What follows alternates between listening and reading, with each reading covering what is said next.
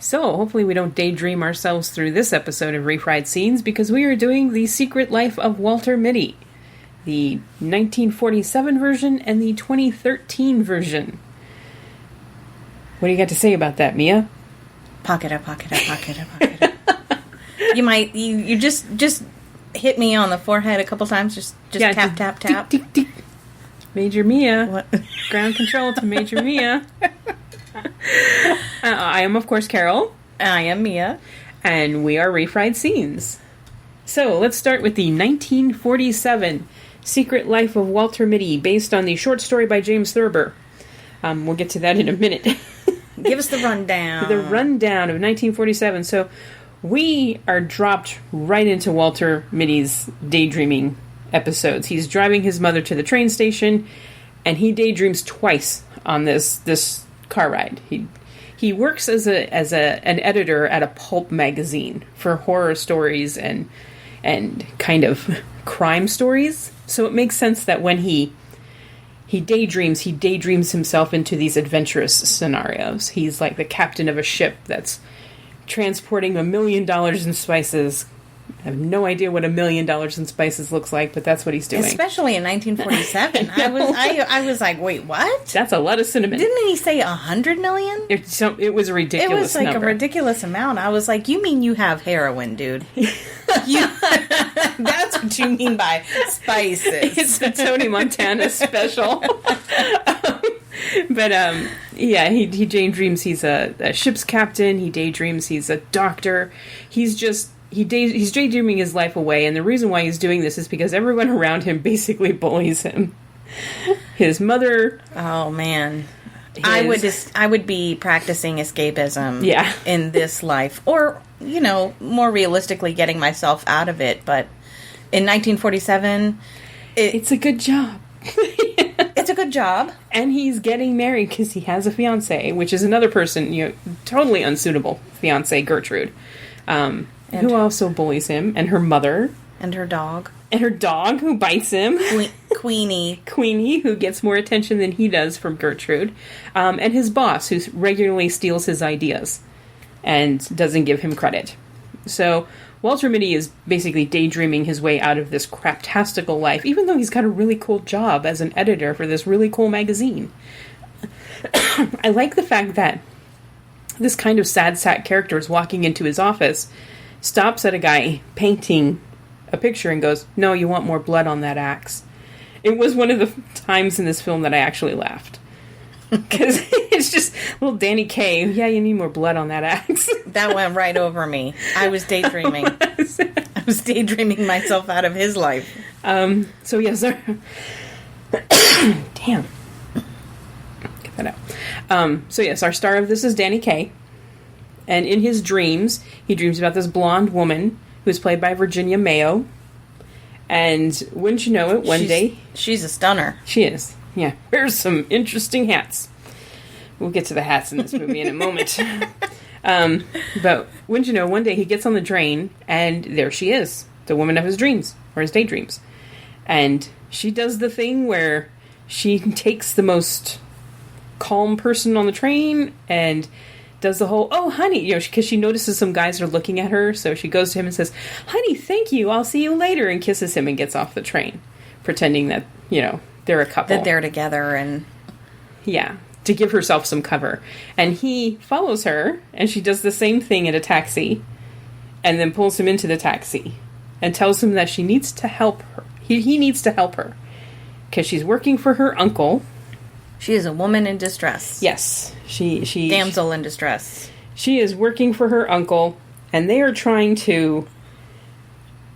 Oh, God. They're trying to secure the Dutch crown jewels from the Nazis. It involves this little black book that tells you where the Dutch crown jewels are, and she's got to get this book to her uncle so he can secure those jewels. They should have just put that on the Google Drive. Yeah. Instead of worrying about this black book. The actual plot of this film is kind of superfluous, because this is all about Danny Kaye being Danny Kaye. You get some musical numbers where he is very much doing some strange... He's a talented man. Yeah. And the directing is about showcasing his work. Like, it could be an actor's reel for his resume. Yeah, for his resume. Because the camera's just static on him while he does these strange voices and sings silly songs and does very pratfall physical humor, which was Danny Kaye's specialty. And he's very talented at it. It's good stuff. Yeah. But he gets entangled into this plot to find the jewels, and he, of course, everyone thinks he's just daydreaming all of this stuff, because he's known for just zoning out and daydreaming, but he's not. It's actually real. And you know it's real when Boris Karloff walks into his office and says the worst thing you want to hear Boris Karloff say to you, which is, "I know how to kill a man and where to hide the body." Like, things you never want Boris Karloff to say to you. Because you believe him. Yeah. But Karloff is... he is an associate of the Boot. The Boot is the person who killed Rosalind's associate and is after the Black Book. And we find out later on, after a lot of mishaps and another song and several more daydreams... And hats. And hats. Oh my god, the hats. Hat fashions, lingerie fashions. Yeah, he sits in on a lingerie fashion show and a hat fashion show. Total creepster. Yeah. But the only man in the audience. But somebody let him in. It's 1947. And then hilariously, he does a song about being a rather flamboyant, shall we say, hat designer who hates women. In another one of his daydreams, and knowing what we know about Danny Kaye, that's incredibly hypocritical, dude. But, even though he's in this adventure, he's still daydreaming, which I didn't quite understand. It's like, you're living the life now, dude. You got people chasing you with knives. Do you really need to daydream about creating hats?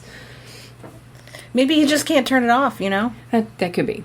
That could be. But we find out that her uncle is in fact not her uncle, because she's never actually physically seen her uncle. Her uncle is in fact the Boot. He's the head of the bad guys and wants the Black Book so he can get the Dutch crown jewels. He's the guy with the switchblade knife that's... Yeah. He's always, like, looking at it like it's the love of his life. Like, yeah. He loves that knife. And they kidnap Rosalind, and they tell Walter that he's hallucinating all of this stuff and he needs to see a psychiatrist, and that psychiatrist is of course Karloff, and Cooper is voicing his opinion in the background. I don't know if you can hear that, but he's yowling, and we get to a point where Walter is almost he is down the aisle. He is in front of the priest to marry Gertrude, because he believes he has just dreamed up Rosalind and this huge adventure. He even imagines Rosalind as his bride. Yeah. As they're saying they're doing the, do you take this woman? I do. Yeah. And then he pulls out a little charm that Rosalind had given him and realizes, oh my god, she's real. And he runs back to her uncle's estate, saves the girl. There's another long scene of mishaps, and this movie was tiring. Mishaps and pratfalls and Danny Kaye hanging upside down, but then the police are called and they show up and boom, they oh my god, it is all real. And for some reason his mother and his fiance, well, they were at a wedding, I suppose everybody showed up. His mother, his fiance, and then his fiance's backup plan, Tubby, show up, and he tells his boss that he's gonna stop stealing my ideas, and he punches Tubby, and he gets the girl. He ends up with Rosalind at the end, and he gets a promotion. They actually give him a promotion to assistant editor because his boss was impressed that he actually showed some spine. And that's the end. This is a very frivolous movie. It's very 1940s. Very 1940s. Very. Down to, being engaged to somebody just for the sake of being engaged. Yeah. When there's no passion whatsoever. There's no chemistry. They're obviously just horrible for each other. Nothing in common. There's you're expected to be married at this point. This is very much a showcase for Danny Kaye, which is good because he's very good at what he does. But it's a fun watch. Yeah. But it definitely was exhausting. Yeah. The directing is such that at least that first musical number is very, very long. And you can't understand what he's saying because he's using these nonsensical words because he's mimicking a foreign professor he once had. And it's the recorded audio dubbed over what he's actually saying, because I'm sure performing that live would just not, he'd be out of breath and all of that. So it's ADR, you can't even really read his lips exactly because, again, they're nonsensical words and it's not in time with the ADR. And the camera is just on a tripod in front of him. It doesn't move. It doesn't move. And it's not even a full body shot. It's just a close shot. You do kind of see people on the stage behind him. But they don't do anything. But there's not enough. There's just not enough movement. And they're not really doing anything but watching him kind of be this silly guy. Yeah. So when you should be so impressed with his skills, you're just like, geez, when is this going to when is this going to end? When does this song end? And he's got a couple of songs like that where it's, I don't know if you've seen White Christmas, but when Danny Kaye does the theater, and he does the, oh God, I can't remember the name of the song. It's left me, but he does this just wacky accent, and you can't understand half of what he's saying because that's the funny bit. And he's constantly just pratfalling. This Walter Mitty is very clumsy. Yeah, it's a little towards slapstick comedy. Yeah, which was his thing. It was his thing, and if that's your thing, you're really gonna love this. It's not a bad film.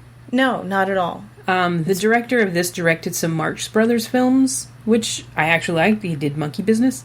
It's very silly. If you just don't take it seriously, you'd enjoy it. It's a very silly movie that James Thurber, who wrote The Secret Life of Walter Mitty, hated.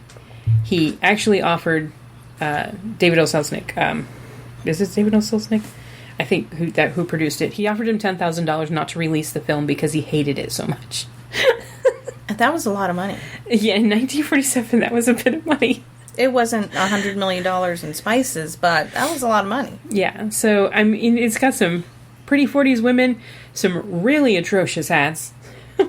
Wait, what? Really atrocious hats. Oh, I thought you said atrocious ass. Oh, no, hats. Other end.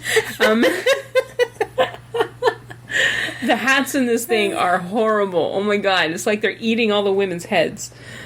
They're feathers, ugly. There's jewels, there's crystals, there's wicker. Was that one made of wicker? One was like grass or something. Yeah, the one leaves? Rosalind was wearing was like this dome that had lettuce like sticking out of it. I enjoyed one hat, and it was more of like a white satin hijab. Oh yeah, the hijab, the one that draped over.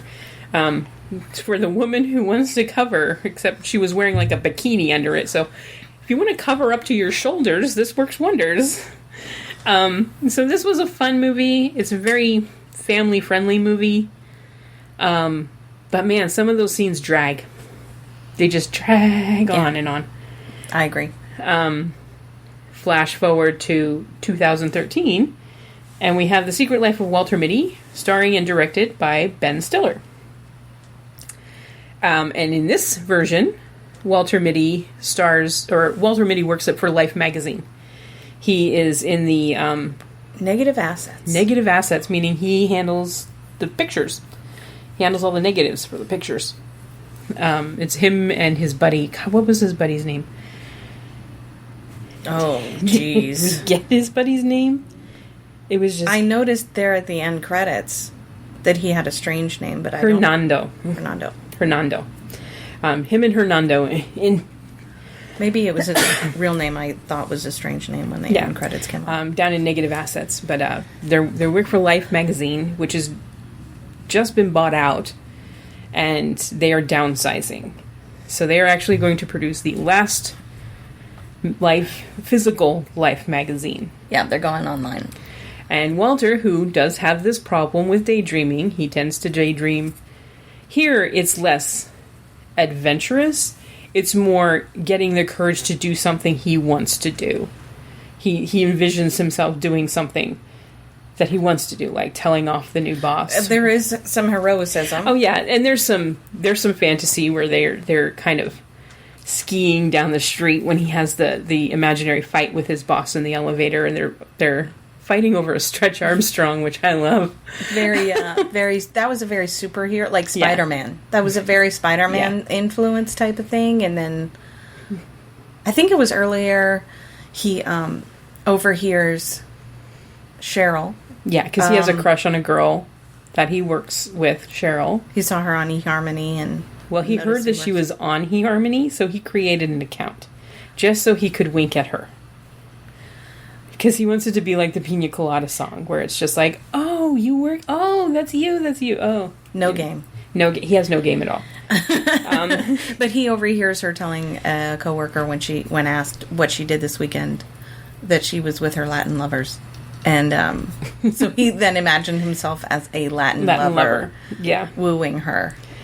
So that was a little less fantastical. Yeah, a little less fantastic. It's a little all over the place. It is. But his daydreams at least make sense with what is going on around him. Yeah, they do. A little bit more than the first film. Here, he's basically trying to daydream himself into the courage to ask a girl he likes out on a date. Oddly, he can't wink at her on eHarmony because he hasn't done his profile correctly because he's never been anywhere or done anything. So he calls eHarmony helpline, which is Todd, played and voiced by Patton Oswalt, who's trying to help him update his profile so he can wink at this one woman, which is a little creepy that he works with her, but that's okay. I'm here to help. Todd's like, why don't you just ask her out, man? Just, real life ask her out. Totally new concept. But Walter hears that they're doing the last physical magazine, and their star photographer is it Sean O'Connell? Yeah. I think it's Sean O'Connor. Oh, Sean O'Connor. Connell. It's Connell. Sean O'Connell. Oh, I heard that wrong the entire movie. Yeah. Has sent them a negative that he wants on the last cover. It's negative 25 from this roll. It's his quintessence. Yes. Quintessence of life. And so Walter goes down to find it, and he can't find it. They find 24, and they find 26, but there's no 25 on the roll. And with this roll came his birthday present, because it's Walter's birthday.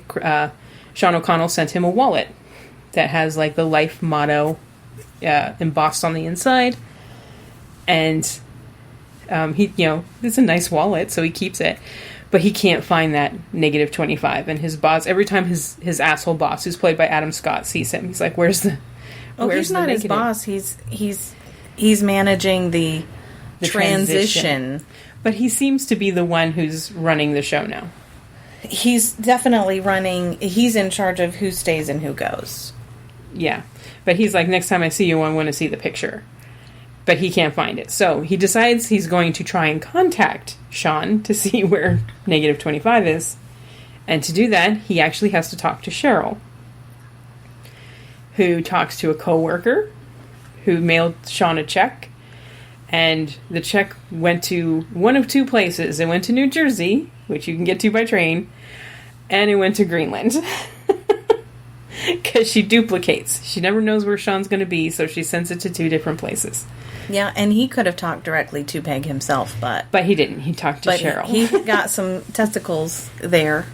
Talked to Cheryl, met her son, Rich, and showed him some wicked skateboard moves because he used to be a skateboard guy. And he decides he's going to go on this adventure and he's going to find Sean. He's going to find that negative 25, damn it. So he hops a plane and goes to Greenland, which is Greenland. If you've ever seen Greenland, it's a lot of rocks and not a lot of anything else. And he goes to a bar in Greenland where he meets a very drunk pilot. And the bartender tells him, well, we send... Because he's got... The picture 24 has a picture of a ship. And so he's like, do you recognize this? And she's like, yeah, we send mail to that twice, once every 2 weeks. And she points out the helicopter pilot who's currently downing a boot of beer. And it's a glass boot. The kind like a Texas Roadhouse kind. Yeah. And he gets into it with this guy and then recognizes that one of the other pictures on that roll was of the guy's thumb. So there's another clue. So Sean has actually been there. So the guy's like, yeah, took that dude out to that ship and he took a picture. He wanted to take a picture of my thumb. And he daydreams less and less. And the more that he actually interacts with people. Like he had a tussle with this karaoke guy. Yeah. With this pilot. And it's actual tussle, but he talks himself out of it because this dude would have beat the shit out of him, frankly. Well, and he sees the thumb, so he's like, oh, hey. Your thumb. Hey, wait a minute. Don't kill me with your thumb. So, he hops on the guy's helicopter to get taken out to the ship because the guy's delivering mail. He's like, you got to come get on the helicopter. And so that's another, brave thing that he does. He was not going to get on the helicopter, but then he does daydream Cheryl singing karaoke. Space Oddity. David Bowie's Space Oddity. And he gets the courage to run and jump on the helicopter, which is a bad idea. We do not condone. A brave but bad idea. We do not condone. Flies him to the ship. Drunk helicopter piloting. And the drunk pilot tells him to jump onto the boat that's waiting down below. It's a really cool aerial shot. We don't land. You gotta jump out.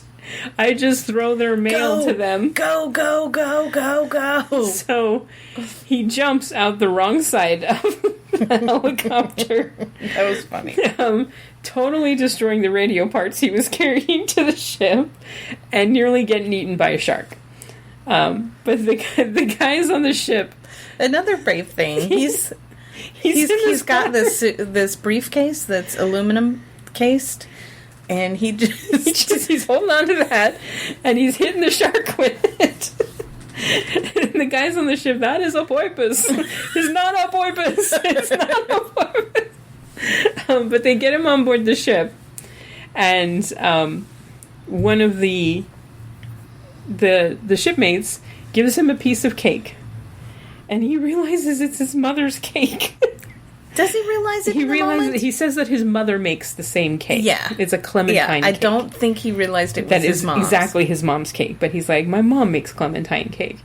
And then you realize the paper that the cake's wrapped in has Sean O'Connell's handwriting on it, and it's this list. His another work itinerary. Yeah, and he realizes that they dropped him off at Iceland.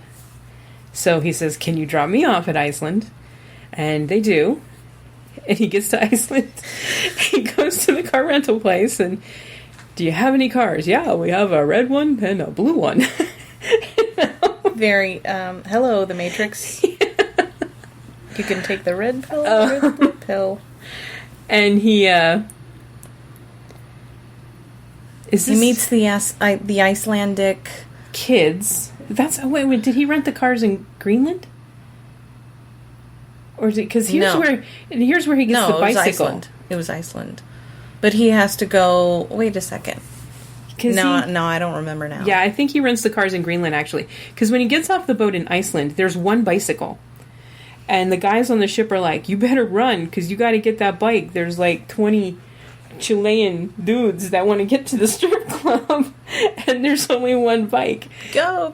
So he runs for the bike, and one of the dudes goes, "Stay gold, pony boy." They're precious in their knowledge of American pop culture. For those of you who have no idea what Stay Gold Pony Boy means, please look it up.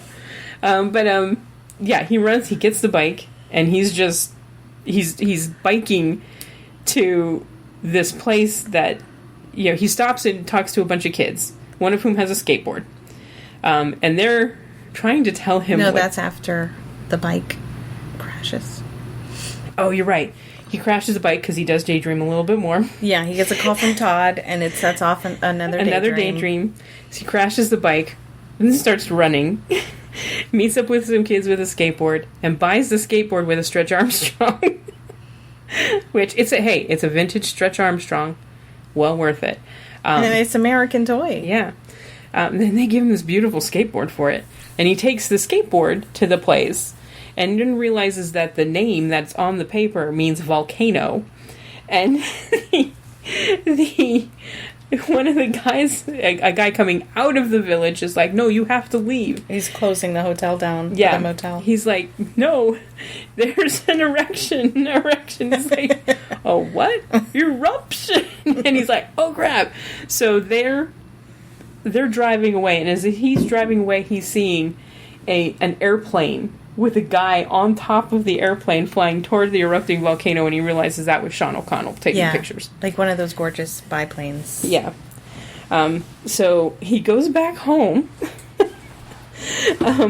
kind of not successful in finding the 25th negative, drops the skateboard off at Cheryl's place, and has a misconception that she's getting back together with her ex. So... Which is totally understandable. Yeah. Her ex calls her honey. Honey. And, there's coworkers at the door for you. So he just leaves the skateboard there and goes back home, and he's very down because he's lost his job. They've laid everybody off. He can't find the negative.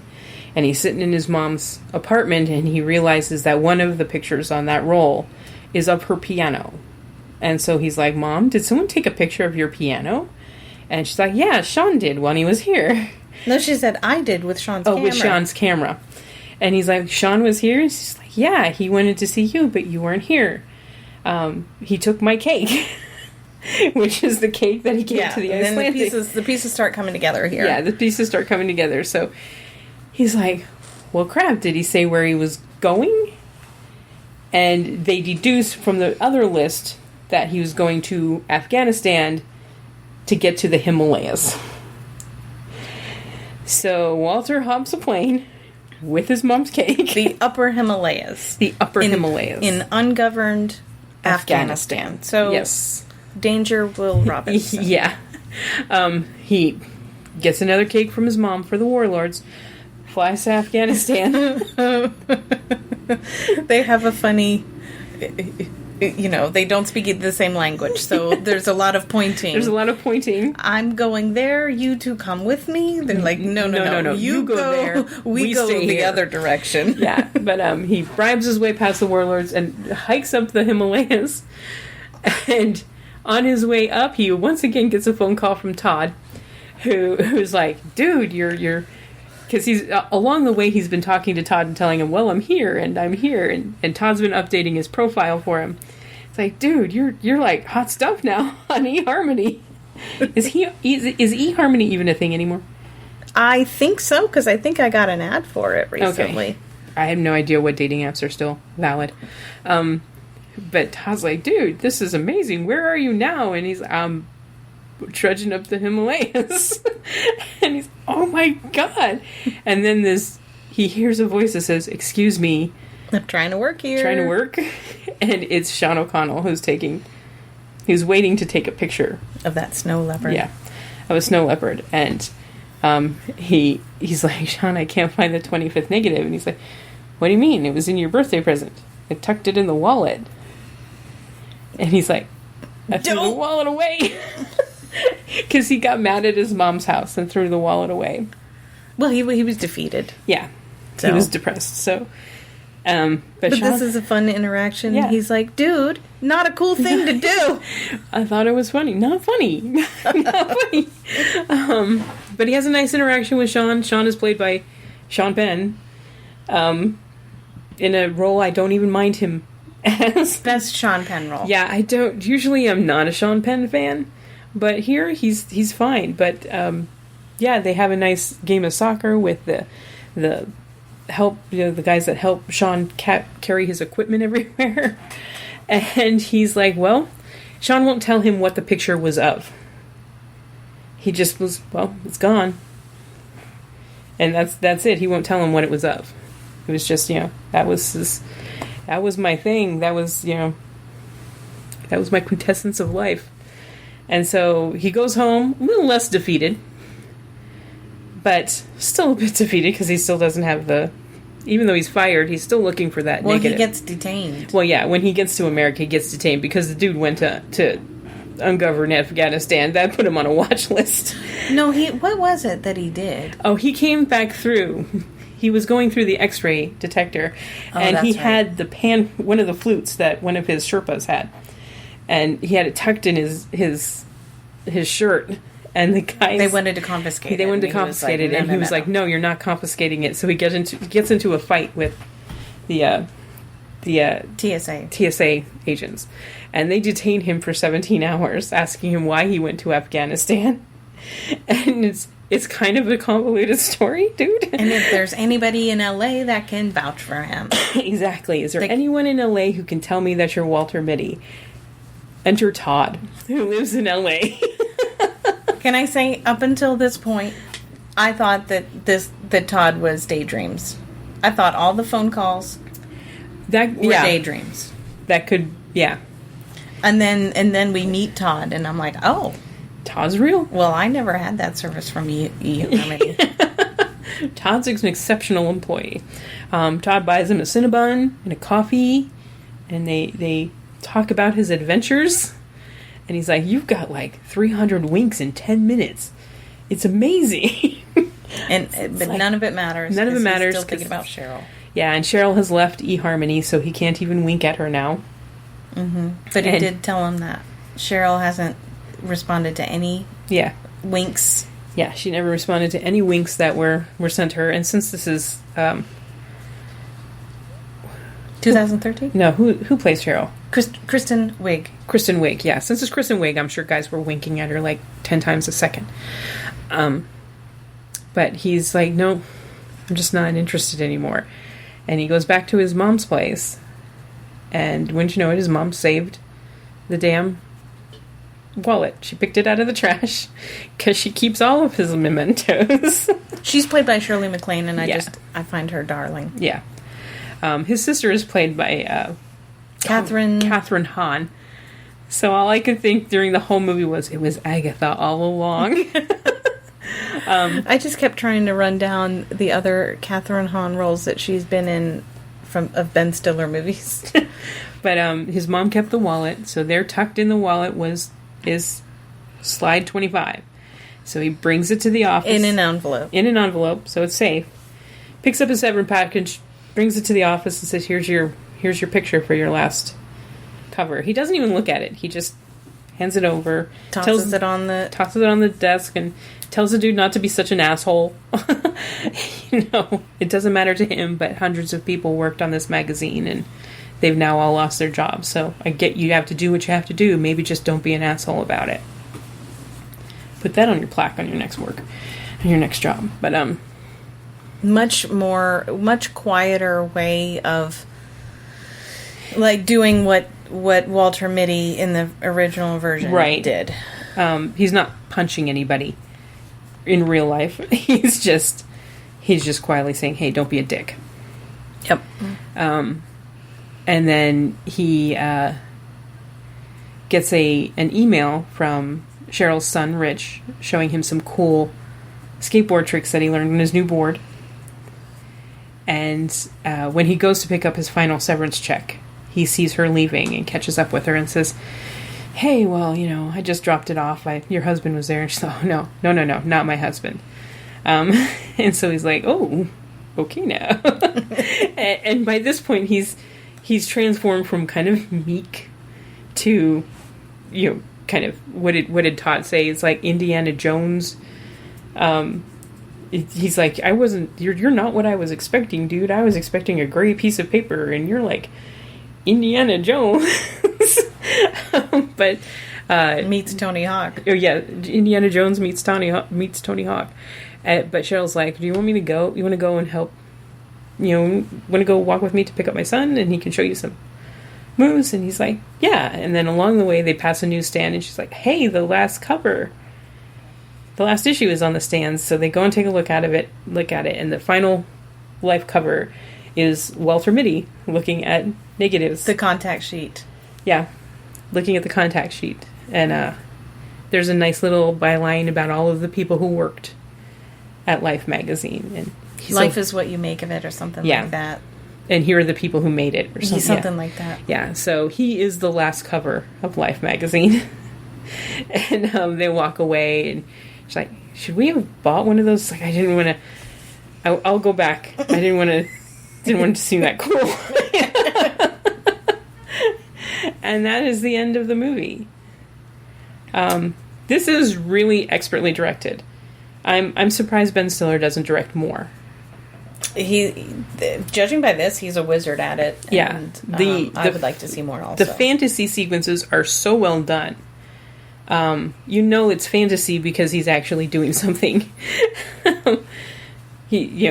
He's actually doing something, but and he's often in a different or he's got a different accent. They do a Benjamin Button bit. You're not confusing that with reality. No, the Benjamin Button bit was funny. And speaking of it being funny, I liked the mix of comedy and drama in this. Yeah, and oftentimes there's either too much drama or too much comedy for me. This is so very good mix. And the soundtrack is really, really good. Mm-hmm. He has an ear for what music goes with what scene. And he used a couple of Icelandic rock bands in a couple of scenes, which is kind of nice considering they did film in Iceland for the Icelandic scenes. Oh, so beautiful too. Yeah, the cinematography is great. Yeah, this was it's a good looking movie. Hands down, this was the better movie. Yeah, no doubt the remake is much better. But I was reading some trivia that said that Iceland was like, oh yeah, come film. We'll just lay low while you film in our town, so you don't get too many extras. We'll just make sure the volcano erupts while you're here. Because there's a joke. When he gets to Iceland, there's one of the guys jokes, there's like 8 people in Iceland, and I think he meets a total of 8 people along his way in Iceland. You're right. I think I read that or heard it on a radio show when this movie came out. Yeah. So, So the people of this village in Iceland were very happy for them to use their village, and then they just hung back and let him, have an empty space. But this is by far the better movie. This isn't taking anything away from the original, I don't think. I just think this is, to me, the message is far better, which is, it's fine to daydream, but start to live. And then once he starts living, he daydreams less and less. Yeah, he daydreams less and less. Until he's just comfortable with that. Okay, I'm the type of guy that goes after what I want. Yeah, and goes on adventures now. And, I can say what's on my mind and do things. And it doesn't get him a promotion in the end, but I think he's in a better spot. Right. He worked for 16 years, 16 years for Life magazine. And how he's on the final issue? Yeah, he's not going to have any problem finding a job. He really is not. No. So I think he's a better man at the end of this film than he was at the beginning, and I do like the message that this one gives, which is start living. He finds his mom keeps everything of his, which is why she kept the wallet, and there's this little travel booklet that his dad gave him before he died, and it's empty. And, in the end, he keeps it because now he can fill it. Providing, he's not still on the watch list. Damn that flute. Well, And that is The Secret Life of Walter Mitty's. Both of them. So I think we both agree that the remake is way better. Way better. If you like Danny Kaye, you'll like the original. And frankly, if you just want to know what the source material is and how it inspired the second one, it would be good homework for you if you're a cinephile. Yeah. It's not because it is film. You can definitely see, okay, I see what he took from this to rewrite it. Yeah. For the remake. I mean, if you read the short story, neither one of these films, they take the basics of the short story, but they don't keep the short story. James Thurber apparently based Walter Mitty on one of his friends, and he was very uncomfortable with it being put on screen because he felt it would be insulting. I didn't read the short story. Yeah, it's been ages and ages and ages since I've read James Thurber, so I probably have to redo that. I went on a Thurber kick when I was in high school because he's very witty, and I like his writing, but I don't remember. I just remember neither of these films really follow the short story all that well, but the story of the second film is far better. So, with that said, we got to choose our next one. So we're down to 32 movies. And what is our number?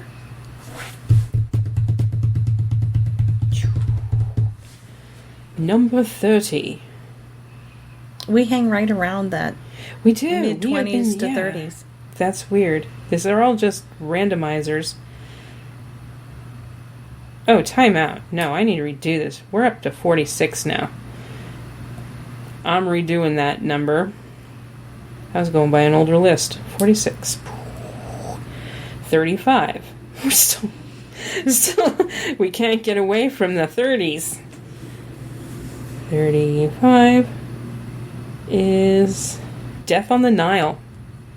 Oh, no way. Yeah. Oh, cool. I have not seen the Kenneth Branagh Death on the Nile. So I haven't either. This will be very interesting. I love Death on the Nile, so yeah. I'm excited about this. Yeah. This is good.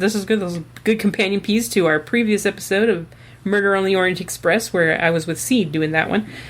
So, yeah, this will be a good one. Cool. So, with that, we will see you next episode.